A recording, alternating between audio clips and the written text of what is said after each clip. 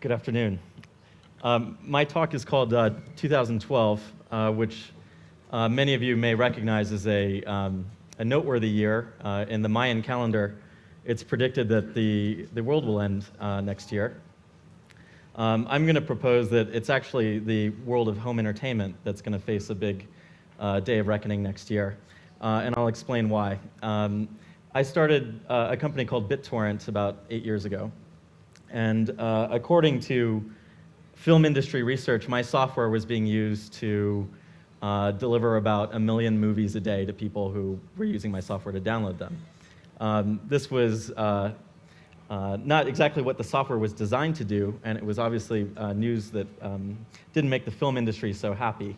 So I felt it was an opportunity for me, now a fairly large distributor of movies, to really take a deeper look into the entertainment industry, to learn more about the industry that I sort of accidentally fell into. So I'm not an industry insider. I'm a guy who grew up in Northern California and has been a tech geek for pretty much my whole life. To kind of figure out where I stood with the industry, I basically was very curious, and I asked just about anyone I knew and could get a hold of about the film industry. And what I found was, after reading a lot, that the industry kind of looks like this picture you see on the screen today. That basically for any piece of film or television that you have available to you in your house, there's a complex set of relationships that bring that piece of creativity to your home. Creators are people that many of you would recognize: actors, actresses, writers, who have relationships with producers who provide the financing to create something. Those producers have relationships with studios that provide marketing and distribution relationships with very large companies that own physical real estate to make this entertainment available. And then lastly, the last piece of this little ladder to get to you is the device that you're consuming it on. And in most cases, when you go to the movie theater, you really don't even know what device it is that's projecting the movie that you're watching on screen. This is kind of the observations, some of the observations that I made. I wanted to take a little bit deeper dive, though, and try and understand what was really true about each of these layers in the entertainment industry. And so anyone who's kind of made it in the business will tell you something, and they'll say it over and over again. It's really not what you know, it's who you know. The other thing that I heard was that the tastemakers, the people who can cast you in a movie or cast you in a TV show, or can put you on primetime television, really are kingmakers. They can turn someone into an instant worldwide celebrity. And that's a very powerful position that only a very small number of people have in the world as we know it. The other thing that I heard was that the successful editor is able to optimize scarce real estate. Like, for example, the broadcast spectrum only supports a certain number of networks that can reach you in your home via television, or that the store shelf at Walmart or a retail chain only has a certain number of titles. And it's a competitive advantage for anyone in this business to be able to put the best programming in that limited space, given that it's scarce. The real estate that we all had to deal with to bring this information to us was very capital intensive. To lay pipes in the ground, for example, is something that a cable company will spend tens of billions of dollars to do. Or to put stores all across the country could be also a multi-billion-dollar investment on behalf of a retailer. By way of this professional investment required to make information available and entertainment available, consumers have to travel to wherever this is available and have to provision things in their home to tune in the signal that the entertainment information industry makes available to us. Lastly, as I said before, the most invisible layer of this whole experience is that device that we use to tune in that signal. Then along comes this invention that it's something that I'm super excited about. It's the thing that keeps me awake at night, and I'm sure all of us in the room have experienced the internet and have seen the impact that it's had on a variety of industries. But I'll spend some time thinking about and talking about the impact it's had on the industry that I found myself in. Back to the value chain. Thanks to the disaggregated and distributed nature of the internet, each member of this value chain now has this unique opportunity. They're no longer beholden to the stakeholder which sat to the right of them to reach the audience. Everyone can reach the audience now by putting up a website, and the tools to do that were becoming increasingly available. The internet is not just the realm of just professional distributors and creators, though. I found that increasingly, and as we heard earlier today, that your friends and your affinity group had a profound impact on the things that you consumed and the things that you were presented with. So what do all of these developments mean for those observations, those original observations that I made? First of all, as you can look around, and even in the sort of the TED experience that we all know and love on the web today, the cost of making content is rapidly declining. Camera technologies, editing technology is widely available, and it's a lot cheaper than it ever has been. So you'll see a lot more voices, a lot more creativity available. The explosion of creativity means that we can't no longer rely on one person sitting in a high-rise in New York to determine what I'm going to see or hear.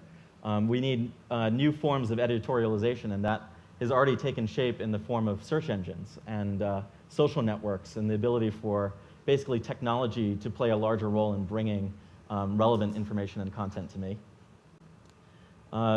Furthermore, the real estate that cost billions of dollars to build was no longer a competitive advantage because the cost of moving bits around and moving this content around was quickly approaching zero. This is a phenomenon that was near and dear to my heart, and it's the reason that BitTorrent and other peer-to-peer technologies were sort of accidentally falling into this role of being entertainment distribution. Again, another sort of axiomatic truth about the way the internet's affecting this world is that whether the entertainment industry makes something available or not, if you want it, you can get it. And there's nothing that really stops the flow of information on the internet, which is a really powerful development. Lastly, the device that you use to consume this stuff, and I see a lot of Apple devices in the room, the device now has a new profound meaning because that becomes the gateway to the creativity that you want to consume. So this can be bad news for the home entertainment industry. The home entertainment industry has basically placed all of its emphasis. It's now a $40 billion industry in physical media distribution and moving bits through the source of optical discs in these three standards. The professional standards for video, which we all know, are DVD and Blu-ray, but the standard for audio was the CD. Not too long ago, the CD really lost its relevance to the consumer, to the chagrin of the music industry, roughly at around the beginning of the decade. What happened? Were people not listening to music anymore? I don't think that was true. In fact, thanks to portable music players, I think consumers were consuming more music than they ever had in the past. But the professional standard for delivering that music had lost its way. And what was it replaced by?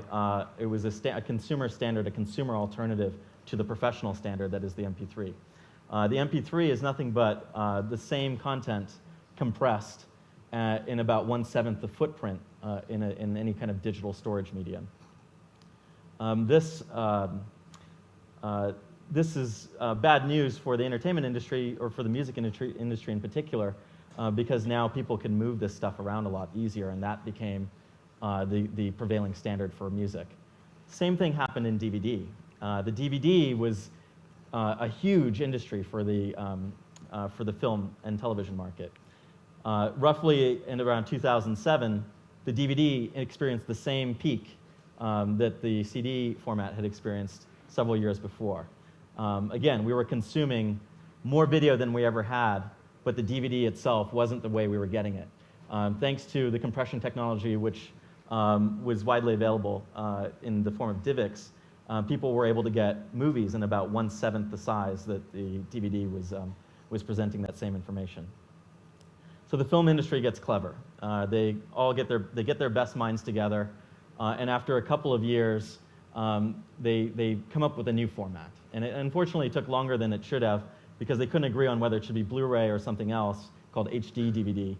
But Blu-ray won the battle, and Blu-ray became the messiah for the film industry. This is the thing that contains so much information. It would take so long to download this. People won't download it. They'll keep going to Walmart, and they'll buy it the old-fashioned way. A Blu-ray disc is huge. It's what will present really high-definition movies to people And not only high definition, it'll present 3D movies to people in their home. Uh-oh, bad news. If you take a look around the file sharing sites around the world today, you'll see the beginnings of a new consumer standard for HD. It's an open source codec called X264. It's about 1/7 the size of a Blu-ray disc. It's not widespread yet, but it's starting to take shape. It's starting to take hold. And sort of the distributed communities around the web are kind of focusing and standardizing on this. And we'll see if this could really take hold by looking backwards at what made the MP3 and the DivX format so successful. I'm going to propose that there are two things that can make a consumer standard for film and video successful. And the two vectors that I would use to propose are the collectability and portability of those consumer standards. So let's start with this first vector.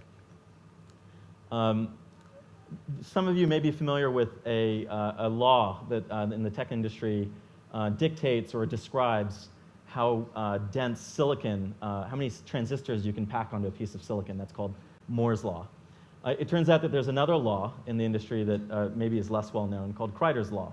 And it describes how much density a piece of magnetic storage, a hard drive, can have on it. And the predominant format for hard drives on most people's computers in this room is the 3.5-inch hard drive.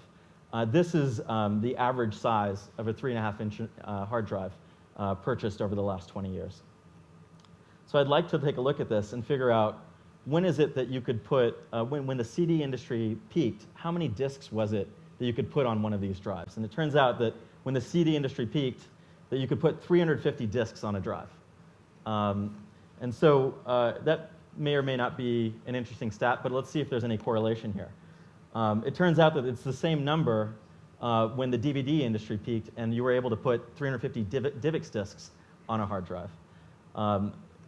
Begs the question, when is it that the consumer standard for Blu-ray will be able to fit on, the same number of Blu-ray disks will be able to fit on a drive? And the answer is actually an answer that came from the film industry itself.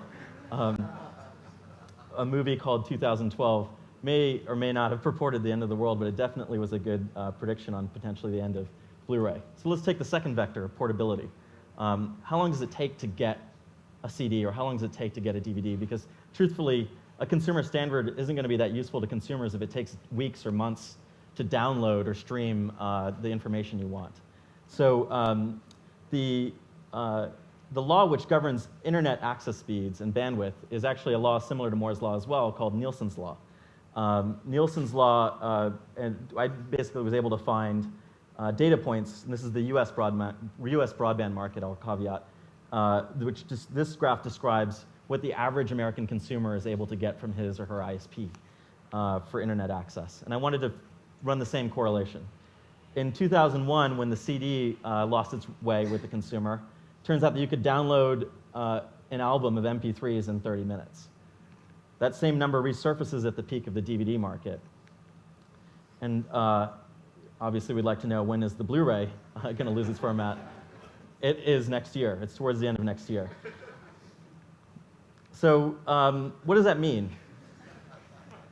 It means we've got this bright, beautiful, big screen TV in our house, but we may not be using it for physical media. I believe that the sooner that we can come to grips with the end of this world of home entertainment is when we can start to make plans for a brave new world, a world where not just the distributors of entertainment can reach the display, but anyone can reach the display. And I think there's enough evidence in the world to suggest that companies who figure this out are doing really, really well. I think the sooner that we in the entertainment industry can kind of grok this, the less painful 2012 has to be. Thanks a lot.